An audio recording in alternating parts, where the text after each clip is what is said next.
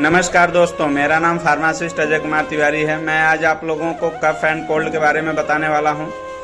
Cold यानी जुखाम, नाक बहना और छींक आना, हल्का बुखार, और कफ का मतलब होता है खांसी। खांसी दो प्रकार के होते हैं, एक ड्राई कफ एंड वेट कफ। आमतौर पर यह वायरस के कारण होते हैं और इसीलिए इसमें एंटीबायोटिक की ज़रूरत नहीं पड़ती है।